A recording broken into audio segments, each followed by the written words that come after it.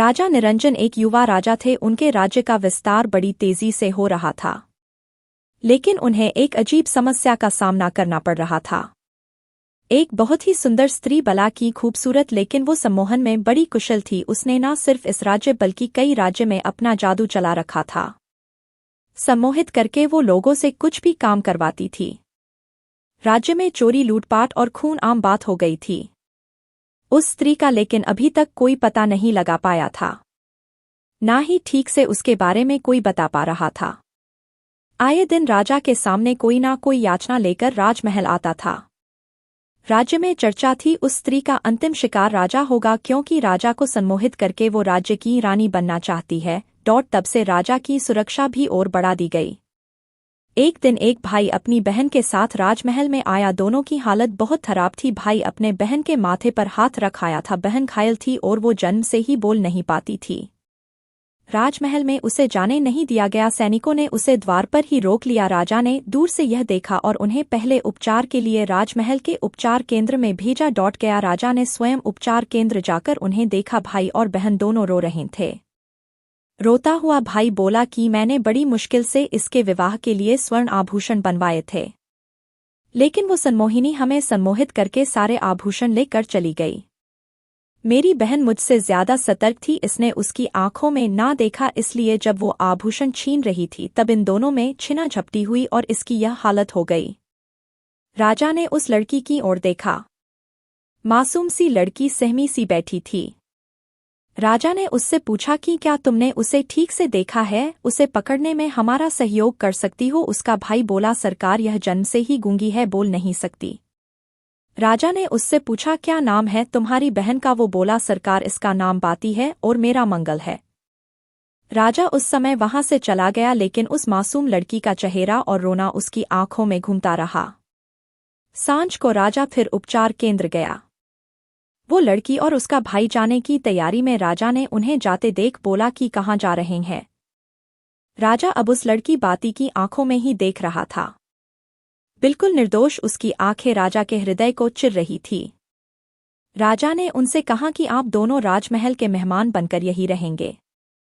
राजा की आंखें उस लड़की से हट ही नहीं रही थी। रात्रि में उसे नींद नहीं आई। रात्रि में ही राजा ने विचार कर लिया कि उसे क्या करना है। सुबह राजा शीघ्र ही उठ गया। उसे बस बाती को देखना था। वो उसके कक्ष में गया। बाती ने राजा को देख पहले खुद को संभाला। राजा बाती के पास आया, कहा कि तुम मेरी रानी बनोगी। क्या है तुम्हें जो मुझे सोने नहीं दे रहा? बाती की बड़ी बड़ी आंखें अब राजा की आंखों में देखने लगी। राजा को जैसे दुनिया मिल गई। राजा ने बाती को जोर से पकड़ लिया और अपने सीने से लगा लिया। उसका भाई कक्ष में आया और उसने राजा को बहन के साथ ऐसी दशा में देख कहा, महाराज आप यह क्या कर रहे हैं? राजा ने बोला, अब यह हमारी रानी बनेगी। बाती ने शर्म से आंखें झुका ली। राजा ने अपने मंत्रीगण को कहा कि कल ही उनका विवाह होगा, प्रबंध किया जाए।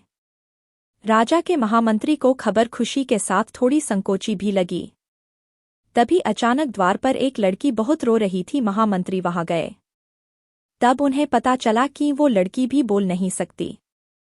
वो इशारों में कुछ समझाना चाह रही थी। थोड़ी देर बाद समझ आया कि उसका भाई सम्मोहिनी के वश में है, ऐसा यह कहना चाह रही है। महामंत्री को अब शक होने लगा। उसे पता चल गया था कि यह उसकी असली बहन है और राजा भी अब उस सम्मोहिनी के वश में। राजा एक पल के लिए भी उसका हाथ वो छोड़ नहीं पा रहा था। सम्मोहिनी भी राजा को इस हालत में देख बहुत खुश हो रही थी। वो सोच रही थी, यह राजा तो अब मेरे लिए मरने को भी तैयार हो जाएगा। बस मुझे इसे इसी तरह सम्मोहित करके रखना होगा। महामंत्री को लग गया कि राजा को अब इस स्त्री के चुंगल से छुड़ाना होगा। वो राजा के पास गया और कहा कि राजा, कल आपका विवाह है और विवाह के पूर्व कुछ रस्में और शगुन होते हैं, इसलिए विवाह के पूर्व आप ऐसे रानी के साथ एकांत में नहीं रख सकते। उस स्त्री ने महामंत्री की और देखा, लेकिन वो आंखें नीचे करके ही रहें। उन्हें पता था कि अगर एक बार उनकी आंखों में उसने देख लिया तो वो भी उसके वश में आ जाएंगे। राजा नहीं माना। फिर महामंत्री ने कहा कि यह सब में आगे आपके विवाह के सफल होने के लिए ही है और फिर एक रात्रि के बाद है, उसके बाद पूरा जीवन पड़ा है। राजा अब मान गया, जाने को तैयार हो गया। सनमोहिनी की विवशता थी कि वो कुछ बोल नहीं सकती थी, इसलिए कुछ बोल नहीं पाई और राजा वहां से चला गया। महामंत्री राजा को उनके कक्ष में ले गए। उन्हें पता था कि राजा को सच बताने से कोई फायदा नहीं है, क्योंकि राजा उनकी बात नहीं मानेगा। उन्हें किसी तरह से सनमोहिनी के मुंह से कुछ बुलवाना पड़ेगा। इसलिए उन्होंने कहा कि राजा, अब से मंडप तक रानी आपको देख नहीं सकती, नहीं तो बड़ा अनर्थ होगा। इसलिए मैंने निर्णय लिया कि हमें रानी की आंखों में काला कपड़ा बांधना होगा। राजा की हालत एक पागल से कम नहीं रह गई थी। उसने कहा, आपको जो सही लगता है करें, लेकिन कल मेरा विवाह कराए और अधिक विलंब नहीं करें। महामंत्री ने कुछ महिलाओं को उस सनमोहिनी के कक्ष में भेजा, जिन्होंने उसकी आंखें काले कपड़े से बंद कर दी। साथ ही 2 स्त्रियां वही रही ताकि वो खोल नहीं सके। सनमोहिनी विवश थी कि क्योंकि वो बोल नहीं सकती थी, वरना उसका भेद खुल जाता, इसलिए वो चुप रही। अगले दिन मंडप सजाया गया था। राजा आतुरता से वहां उसकी राह देख रहा था। दुल्हन को लाया गया, आंखों पर काला कपड़ा था। फिर मंडप पहुंचने पर कपड़ा हटाया गया। जैसे ही कपड़ा हटा, सनमोहिनी को कुछ दिखाई नहीं दिया, जिस कारण उसे पीड़ा और क्रोध आने लगा, क्योंकि उसकी शक्ति तो आंखों में ही थी। वो जोर से चिल्लाई, महामंत्री, तूने मुझे अंधा कर दिया। ऐसा कहकर वो इधर उधर हड़बड़ाकर दौड़ने लगी। तूने मुझे अंधा कर दिया। सारा मंडप बिखर गया। राजा भी उसकी वाणी सुनकर जैसे नींद से जाग गया हो, उसका सम्मोहन टूट गया। राजा ने कहा, तो अच्छा तो तुम हो, वो हमें भी धोखा दे रही थी। सनमोहिनी को फिर पहरेदारों ने पकड़ा और कारागृह में डाल दिया। राजा ने महामंत्री से पूछा कि आपने यह कैसे किया। महामंत्री ने कहा कि उसकी शक्ति उसकी आंखों में थी। मैंने कुछ समय के लिए उसे एक पदार्थ से अंधा किया और उसकी असलियत सामने आ गई।